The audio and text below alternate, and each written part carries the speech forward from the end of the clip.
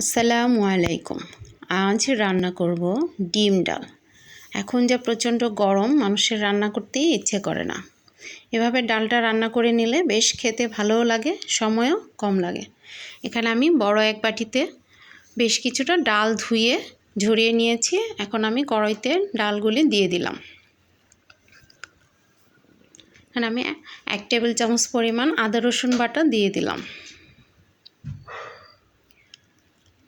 1 চা চামচ পরিমাণ হলুদের গুঁড়া, 1/2 চা চামচ পরিমাণ জিরার গুঁড়া ও পরিমাণ মতো লবণ দিয়ে দিলাম। 2 টেবিল চামচ পরিমাণ পেঁয়াজ কুচি ও 6-7টি কাঁচামরিচ দিয়ে দিলাম।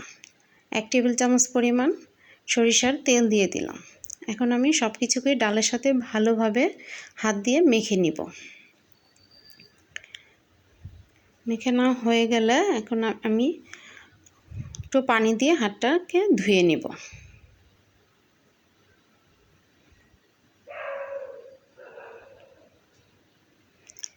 আমি বেশি করে পানি দিয়ে দিলাম।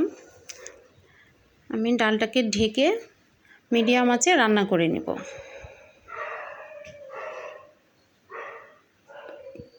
তো দেখতে পাচ্ছেন আমার ডালটা সেদ্ধ হয়ে গেছে, অনেকটাই ঘন হয়ে গেছে।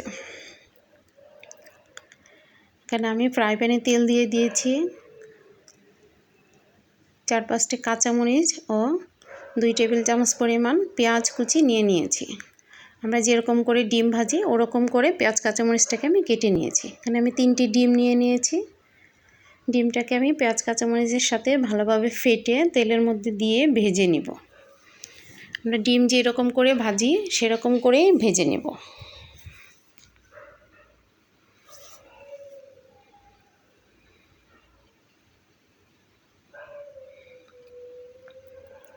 ডিমটা আমার এক পাশে হয়ে গেছে। এখন আমি ডিমটাকে পেঁচিয়ে ভেজে নেব।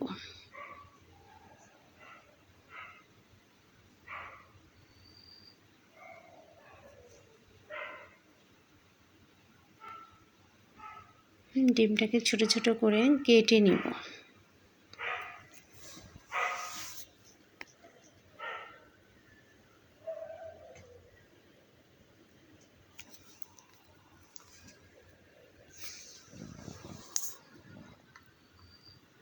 দেখতে পাচ্ছেন আমি ডিমটাকে কেমন করে ছোট ছোট করে কেটে নিচ্ছি। আপনারা আপনাদের ইচ্ছে মতো সাইজ করে কেটে নিতে পারেন।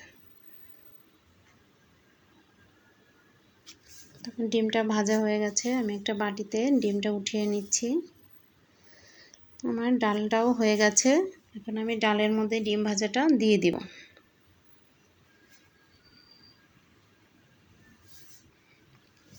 ফ্রাই প্যানে আরও কিছুটা তেল দিয়ে দিলাম। এখন আমি ডালটাকে বাগার দিয়ে নেব। আমি 2টা তেজপাতা ও 2টা শুকনো মরিচ দিয়ে দিলাম। 1 টেবিল চামচ পরিমাণ রসুন কুচি ও 1 টেবিল চামচ পরিমাণ পেঁয়াজ কুচি দিয়ে দিলাম। আমি সবগুলোকে ব্রাউন কালার করে ভালোভাবে ভেজে নেব।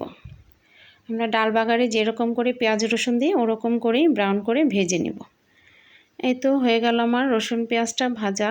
এখন আমি ডালের মধ্যে না দিয়ে পেঁয়াজ রসুনের মধ্যেই কিছুটা ডাল দিয়ে দিলাম। এভাবে কে বাগার দেন অবশ্যই জানাবেন। এই তো আমি বাগারটার মধ্যে সব কিছুই দিয়ে দিয়েছি। এখন আমি ডালের মধ্যে বাগারটা দিয়ে দিলাম। তো হয়ে গেল আমার ডিম ডাল রান্না। আমার রান্নাটি যদি ভালো লেগে থাকে কমেন্ট করে জানাবেন। যারা আমার ফেসবুক পেজ থেকে দেখছেন তারা আমাকে লাইক ফলো দিয়ে পাশে থাকবেন।